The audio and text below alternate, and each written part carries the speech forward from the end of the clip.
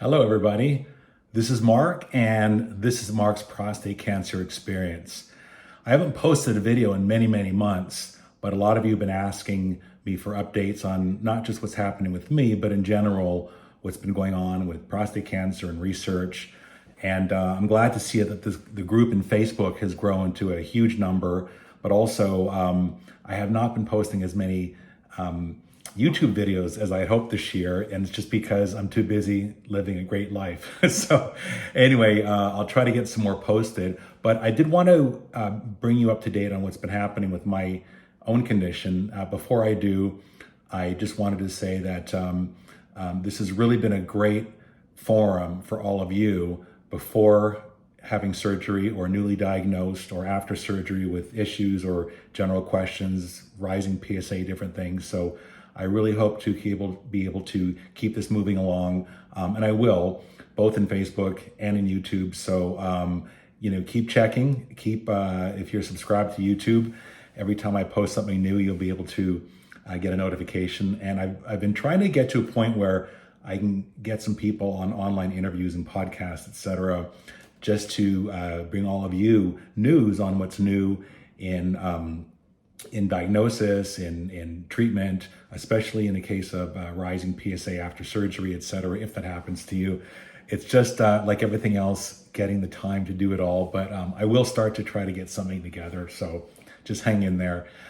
In the meantime, so if any of you have followed my own journey, I'm into my 9th year now after surgery, and about 2 to 3 years ago, my PSA started to rise very, very slowly, but it's leveled off at around 0.3.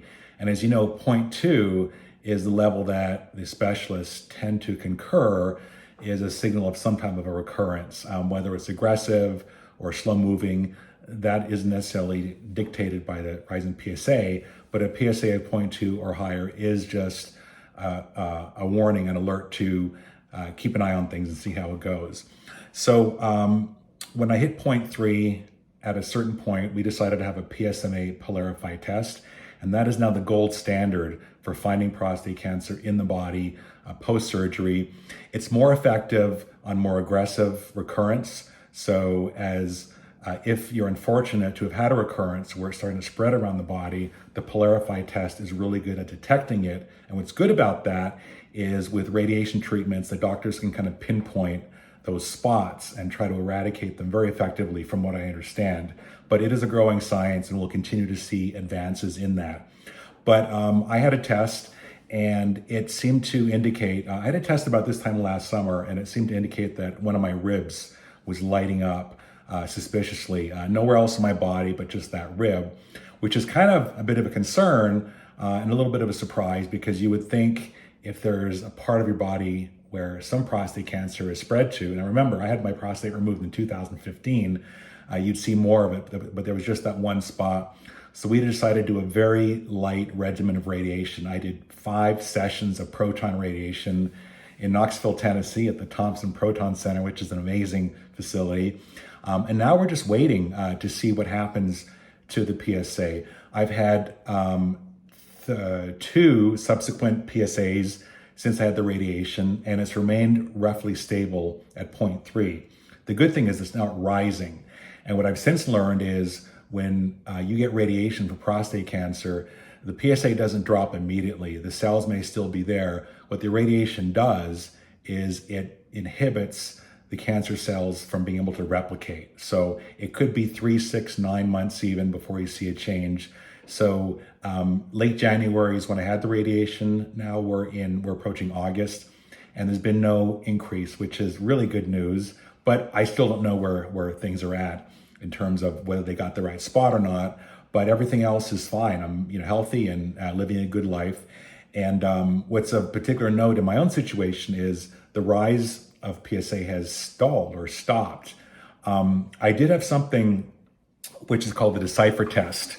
And I had that 8 years after. And a Decipher test is when they take the pathology, they take the prostate cancer cells that were removed from your body, and they give it a rating of how aggressive it is. In my case, the test came back at a 2% level. I don't know what the measurement is, but a 2% out of 100% means it's very, very low grade, very slow spreading. So it's possible, even if I'm having a recurrence, I could live with this for 5, 10, 20, 30 years, whatever it may be, which is also a reason that consulting with several specialists, which include Dr. Manoharan, which is one of my specialists in Miami, Dr. Harkani here in the Asheville, North Carolina area, Dr. Grover, who's a radiologist oncologist at the Proton Center, we're all sort of talking about this, and as long as there's no forward movement, things should be pretty good. So sometimes people rush into radiation as soon as their PSA goes up,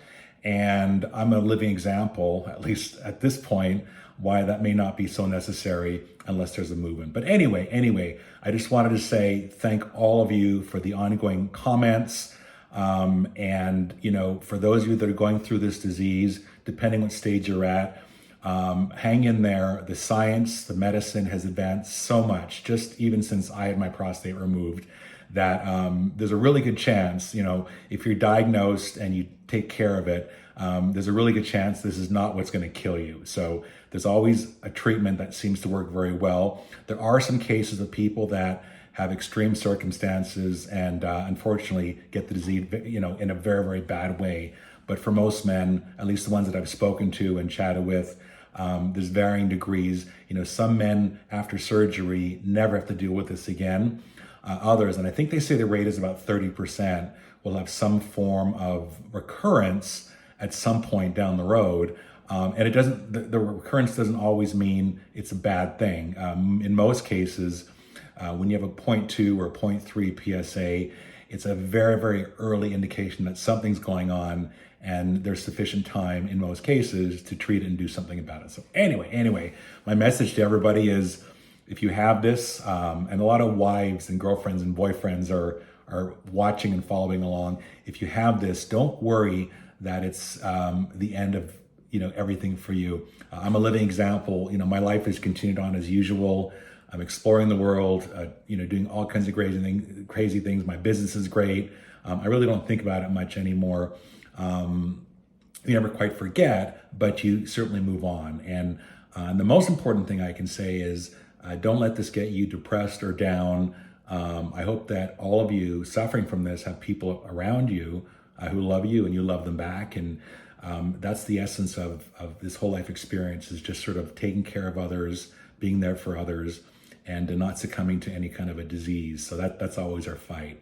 So that's it for now. I'm going to try to start posting more regularly, but do send comments. I read every single one. I don't always respond, but I read every one, and hope you're doing well. And I'm always very curious to kind of hear what your own situation is. The best place to write up your own experience is in Facebook, which is, the group is called Mark's Prostate Cancer Experience. You can find it.